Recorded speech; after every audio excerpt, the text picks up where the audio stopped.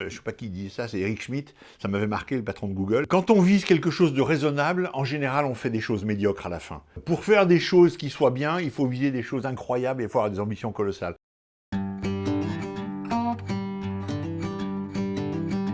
On limite nos capacités à anticiper, à se projeter, si on n'a pas les bonnes ambitions. Et avoir les bonnes ambitions, c'est pas forcément compatible avec gérer le cash au quotidien. Et donc c'est un peu ça la schizophrénie des entrepreneurs. Soit on a tendance à réduire notre ambition, mais en général ça se retourne contre nous un jour, soit on réduit pas l'ambition et on a intérêt à faire vachement attention au cash. Donc voilà, il y a une espèce de compromis. Il faut avoir des grandes ambitions.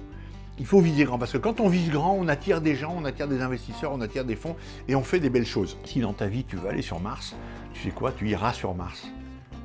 Mais bien sûr, il faut s'en donner les moyens, il faut faire ce qu'il faut pour, mais tout est possible.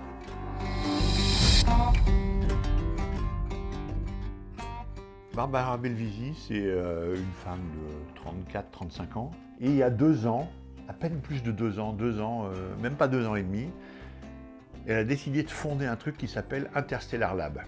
Mars, the red planet, the force from the sun.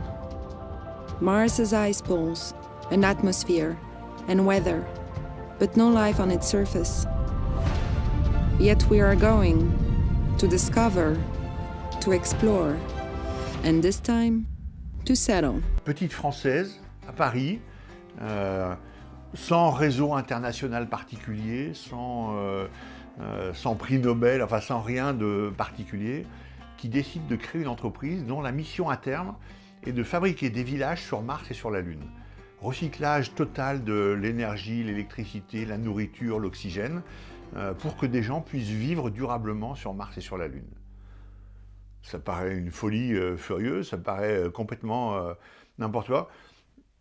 Elle a décidé de lancer ça et de créer la boîte. Donc il y a un peu plus de 2 ans, elle crée Interstellar Lab.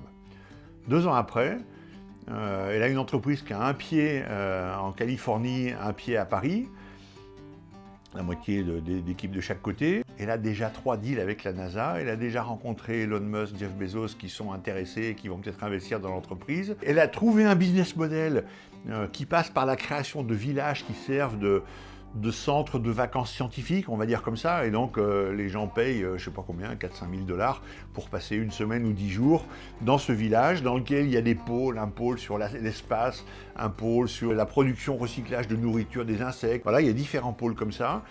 La NASA a déjà pré-réservé un certain nombre de mois pour eux faire des travaux sur l'amélioration du système.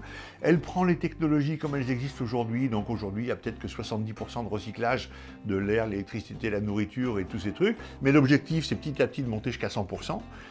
Et du coup, elle fait quelque chose qui sera avec un premier village à la fin de l'année, la première pierre, dans un désert californien. Il y en aura un autre après dans un désert espagnol, parce qu'elle a convaincu la NASA, mais elle a convaincu l'ESA aussi, et elle a convaincu l'Arabie Saoudite, qui va faire un village aussi dans le désert saoudien.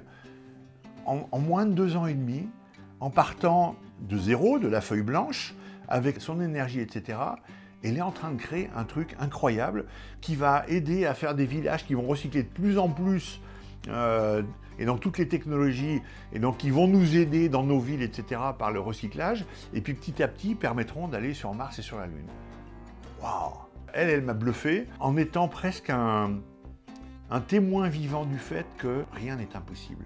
Il faut s'en donner les moyens, il faut se battre, il faut aller chercher, il faut dépenser une énergie colossale, elle s'investit au maximum là-dedans, donc ouais, ça doit lui bouffer 20 heures par jour, week-end compris, etc. Ouais, il faut accepter ça aussi, mais c'est pas il faut accepter ça, c'est qu'en fait ça lui donne de l'énergie. Quand tu fais ce qui te correspond, ce pourquoi tu fais, quand tu fais des choses centrées sur toi-même, ça te donne de l'énergie. Donc bosser 12 heures par jour pendant des mois et des mois, si c'est sur un truc qui te plaît pas, ça te détruit. Si c'est sur un truc qui te remplit, au contraire, ça te donne de l'énergie, t'en as encore plus. Et c'est pas encore fini, c'est pas encore fait, mais je peux pas tout vous dire, mais il y a encore des choses qui sont en train d'arriver avec elle. Ouais, elle m'a impressionné. Il n'y a pas de limite. Tout est possible.